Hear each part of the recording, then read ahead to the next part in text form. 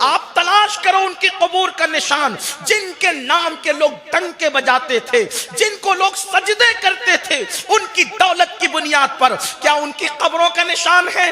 کہاں ہے فرعون کی قبر؟ کہاں ہے حامان کی قبر؟ کہاں ہے بخت نصر کی قبر؟ کہاں ہے شداد کی قبر؟ کہاں ہے یزید کی قبر؟ مجھے بتاؤ ان کی قبور کہاں ہے؟ جنہوں نے دولت کے نشے میں پوری دنیا میں ہنگامہ برپا کر رکھا تھا۔ اپنی سوچ کی اصلاح کر لو۔ دولت کے ہوس اور دولت کی عبادت کے اندر انسان تو خدا کو بھول نہ جانا۔ اگر دولت کسی کو عزت عطا کر سکتی تھی، اگر سواریاں کسی کو عزت عطا کر سکتی تھی، تو کہاں گئے یہ دولت والے؟ کہاں گئے یہ سواریاں والے؟ کہاں گئے یہ عزت والے؟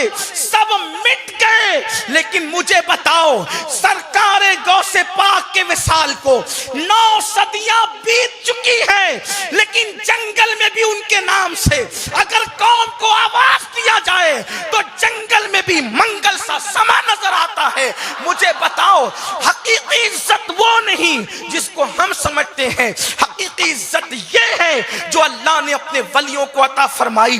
آج غریب نواز کے ڈنکے بج رہے ہیں، آج صابر پاک کے ڈنکے بج رہے ہیں، آج محبوب الہی کے ڈنکے بج رہے ہیں، آج قطب عالم اور شاہ عالم کے ڈنکے بج رہے ہیں۔ لوگ اپنے دادا کی قبر پر مہینوں نہیں جاتے، لیکن اللہ والوں کے مزارات پر بھیڑ لگی رہنے کی وجہ کیا ہے؟ کیا وجہ ہے کہ ان کے مزارات پر بھیڑ نظر آتی ہے؟ لوگ ان سے محبت کرتے نظر آتے ہیں، لوگ ان سے عشق کی حد تک محبت کرتے نظر آتے ہیں۔ اللہ اکبر، چند سکے خرچ کر کے لوگ باپ کی قبر پر نہیں جاتے، لاکھوں روپے خرچ کر کے لوگ اللہ والوں کے مزارات پہ جاتے ہیں۔ یہ عزت کیسی عزت ہے؟ ان کے نام کے ڈنکے آج بھی بج رہے ہیں، تو عزت کس کو ملتی ہے؟ عزت کون حاصل کرتا ہے؟ تو یاد رکھو، اللہ جس کو عزت دیتا ہے اس کو دائمی عزت نصیب ہوتی ہے۔ اللہ جس کو عزت دیتا ہے اس کو ہمیشہ کی عزت نصیب ہوتی ہے، اور اللہ جس کو مقام عطا کرتا ہے اس کو ہمیشہ کے لیے مقام ملتا ہے۔ آپ کیا سمجھتے ہیں 5 سال کے لیے اگر دنیا منتخب کر کے دے تو جن لوگوں نے عزت کے ساتھ 5 سال کے لیے منتخب کیا تھا وہی لوگ ہاتھ پکڑ کر نیچے اتارتے نظر آتے ہیں، وہی لوگ گالیاں دیتے نظر آتے ہیں، وہی لوگ ذلیل کرتے نظر آتے ہیں۔ لوگ عزت دیتے ہیں تو 5 سال کے لیے دیتے ہیں، اور مدینے کی سرکار سے عزت ملتی ہے تو قبر میں جا کر بھی غریب نواز پورے ملک ہندوستان پر حکومت کرتے نظر آتے ہیں۔ یہ عزت حقیقی عزت ہے۔ حکومت وقت یاد رکھے، یہاں تو کل دوسرا رہے گا۔ زمین ہندوستان کا راجا ہمارا خواجہ سدا رہے گا۔ نعرے تکبیر، نعرے رسالت، علماء اہل سنت، خواجہ کا ہندوستان، خواجہ کا ہندوستان، سادات کرام۔ لوگوں کی فانی عزت کے لیے اللہ کو ناراض نہ کرو۔ ہمیشہ کی عزت کیسے ملتی ہے؟ ہمیشہ کا وقار کیسے ملتا ہے؟ اچھا مقام کیسے ملتا ہے؟ تو اب قرآن بتا رہا ہے، قرآن بتاتا عزت کیسے ملے گی۔ عزت چاہتے ہو نا، عزت کیسے ملے گی؟ اچھا مقام چاہتے ہو نا، عزت کا مقام چاہتے ہو نا، وہ کیسے ملے گا؟ تو قرآن کہتا ہے ان تجتنبوا کبائر ما تنہون عنہ، اگر تم بڑے گناہوں سے بچو گے، اگر تم کبیرہ گناہوں سے بچو گے۔ دیکھو عزت کا مقام قرآن بتا رہا ہے۔ اگر قرآن پہ ایمان لائے ہو تو عزت پانے کا طریقہ قرآن سے سیکھو۔ کسی کے ہاتھ میں عزت نہیں ہے، عزت میرے اللہ کے ہاتھ میں ہے، اور اللہ اپنے کلام میں بتا رہا ہے کہ عزت کیسے ملے گی۔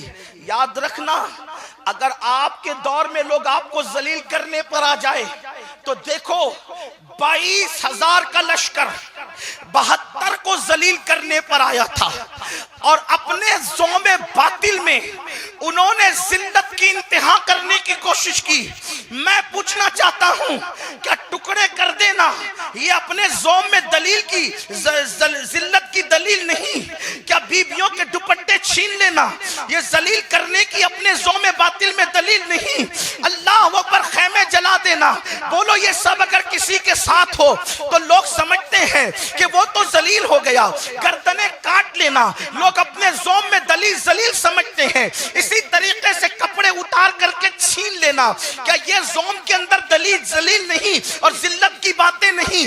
مگر قربان جائیں 22,000 کا لشکر حکومت وقت کے ساتھ آواز میں آواز ملا کر ذلیل کرنے کے لیے آیا تھا، لیکن خدا نے ان کو عزت دینا چاہا تو آج ذلیل کرنے والے ذلیل ہو گئے، لیکن آج بھی نماز مکمل نہیں ہو رہی ہے جب تک کہ آل محمد پر درود نہیں پڑھا جاتا۔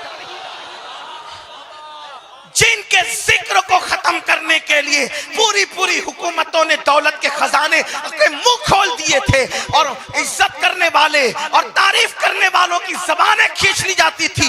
حیرت ہے کسی کا ذکر مٹانے کے لیے اگر حکومتیں اتنی کوشش کریں تو اس کا ذکر تو لوگ بھول جائیں، لیکن حکومتوں کے خزانے کے منہ جن کا ذکر مٹانے کے لیے کھل گئے تھے، آج بھی لوگوں کی محفلیں مکمل نہیں ہوتی جب تک کہ ان کا ذکر نہ ہو جائے، جب تک ان کا تذکرہ نہ ہو جائے۔ وجہ یہ عزت اللہ کی دی ہوئی ہے۔ اللہ کے بندو اگر عزت حاصل کرنا ہے تو رب العزت کے ہاتھ میں عزت دینا۔